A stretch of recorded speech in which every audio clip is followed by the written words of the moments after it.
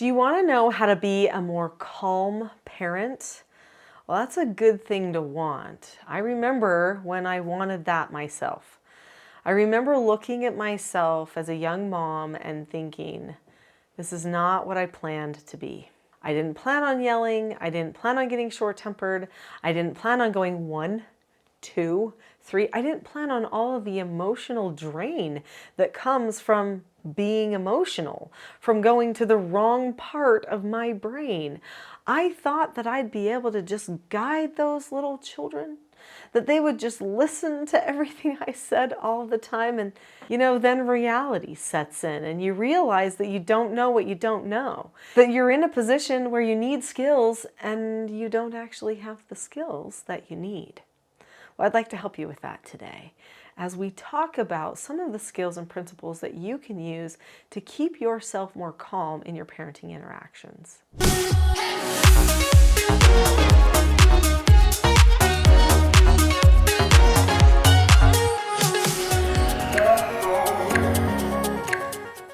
So I have a lot to say about calmness, and I mean a lot. I've written 15 books. These 2 books in particular would really help you with your calmness. This one's called The Power of Calm, kind of obvious, right? And then this one, Parenting a House United, which is my main book, which talks about all the skills and principles of self-mastery or self-government that you can teach your children and you can utilize yourself so that you actually have something else to say. So this is the thing. We're all programmed. We're all like robots, okay? We have programmed our brains with whatever our parents did, with what our teachers did, the neighbors, the people on TV. We have picked bits and pieces out of all of those examples in our life, or maybe even just out of our own deep thinking and creativity. We have come up with what we decided we wanted to have as part of our programming. So every time that child does that same one thing, we say the same one thing every time. Even though we don't feel calmer when we say it, that's just what we've programmed ourselves to say. And we assume that then they'll know what we're talking about, but why doesn't it change then? Well, just because we're programmed with an idea that we thought was good and we took it on doesn't mean it's actually the most effective. And I realized that when I took in therapeutic treatment care children, I took in youth ages 12 to 18 for a lot of years when I was raising my own children. Boy, was that an eye-opening experience to me. That was a great opportunity for me to self-examine, make deliberate plans for myself, because I could see through the treatment process with these youth exactly what was helping them and not helping them because their circumstances were so severe. So, what can you do then? I'm going to draw on a few things from these books that can maybe help you so that you can be a little bit more calm in your parenting. Number 1, you need to know what the calm you feels like and doesn't feel like. So when you are not calm, what is it that your body feels like? Do you get tense in your neck? Do you get a knot in the pit of your stomach? Does your jaw tense up? What is it that your body feels like? Do you fold your arms? Do you lean in? What is your body language doing that could clue you in to the fact that you are not feeling calm right at that moment? So you need to evaluate not just what your body feels and what it does, but also what's going on inside your head and your face too, by the way. That's part of that body you're going to examine, okay?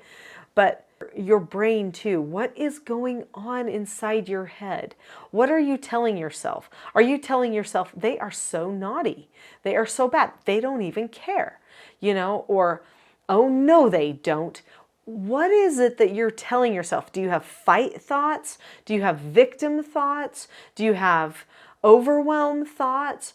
What are your thoughts? Because those are all yours. They might do something that carries a feeling. Maybe they whine. Okay, so now you feel that feeling of the whining that's coming at you, okay? And maybe when you feel that whining, the first feeling that you experience is a little bit of annoyance. Like, oh, I don't like that sound, okay? There's a sound, I'm annoyed. But there is a microsecond right after you feel that feeling of annoyance where you get to have a thought about it. What is your thought going to be? Is your thought going to be, not again, this is going to take forever, or, oh, I hate that? Why do they always do that? Is that your thought? Because that is a non-productive thought, and it is going to lead to an emotional outburst that you will be unhappy at yourself for afterward. You'll say, I did it again. Why did I do it again? Well, because your thought is part of the programming process. It's part of the robotics, the training. You get that thought, you do a certain thing. You got to change the thought. That's the only way to change the emotional outcome.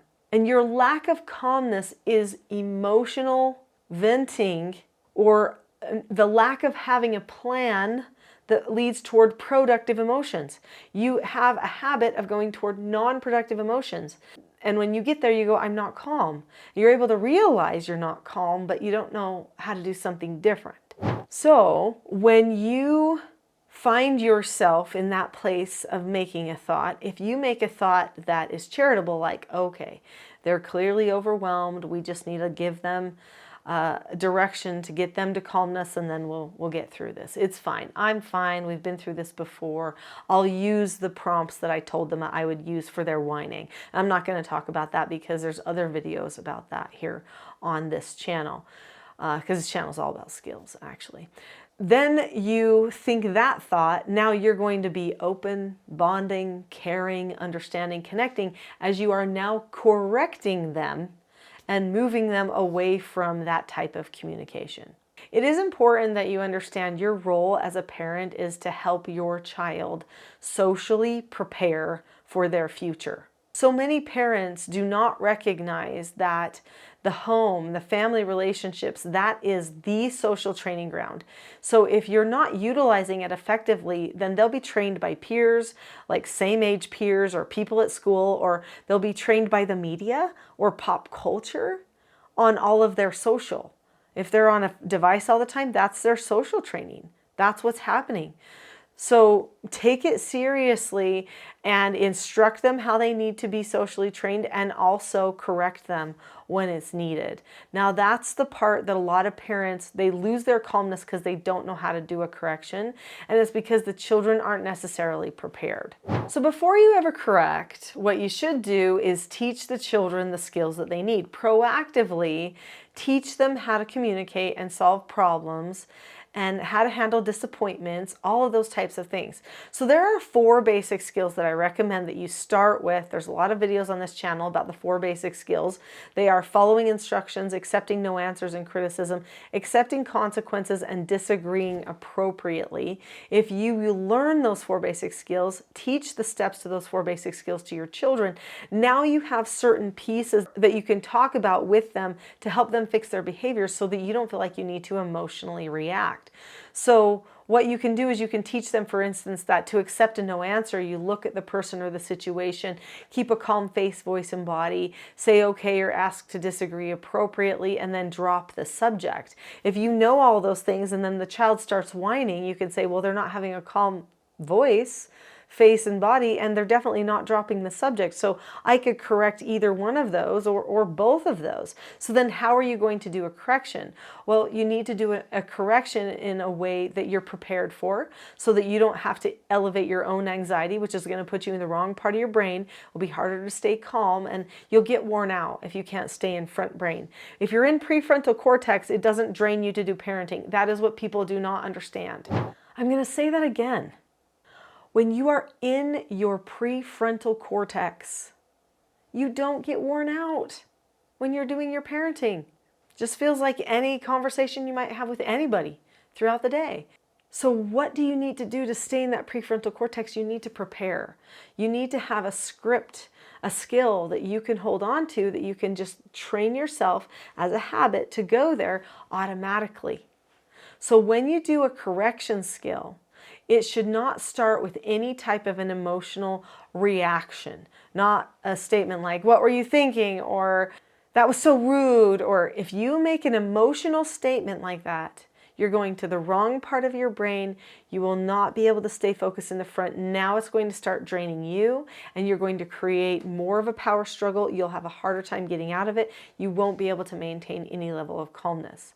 But if instead you just describe what's happening in relation to those skills that you already taught them. So say you've taught them the 4 basic skills and that one about accepting no answers and criticism, and you might say to them, so right now I gave you a no answer about having any more cookies because it's dinner time.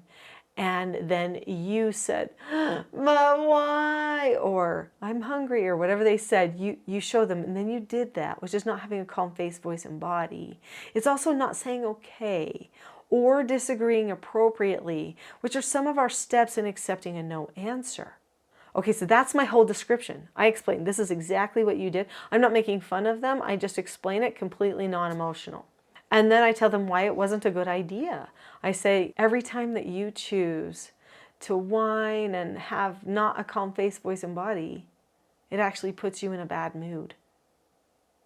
But you can make a different choice to not be in a bad mood and still be able to talk to me about this. What you should have done is kept a calm face, voice, and body and asked to disagree appropriately if you feel like you need some more food. So then I would tell them exactly what to say to me in a disagree appropriately that would have helped me change my mind. Okay, then I'm going to tell them next, okay, since you chose not to do this, then here's your negative consequence. And I'm not going to talk about negative consequences here because I talk about them all over the channel. That would be a whole other conversation, but they do need them. So then you would move on to the consequence and the practice and the praising sections of a correction.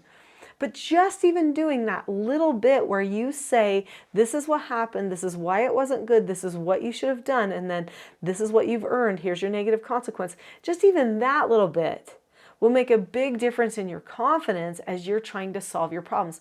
But you do need to teach them that you will use all of those steps to a correction beforehand. And be sure to get all the steps to a correction. In fact, I'm going to help you with that. So I have a full-length class on this channel. It's called The Not So Known Secret for Parenting Success. If you click on the link to that video now, you'll be able to learn a lot more about the steps to correction, pre-teaching, the 4 basic skills, and more, where I have more time to go into more detail. So click on the link to that video next. I'll see you there.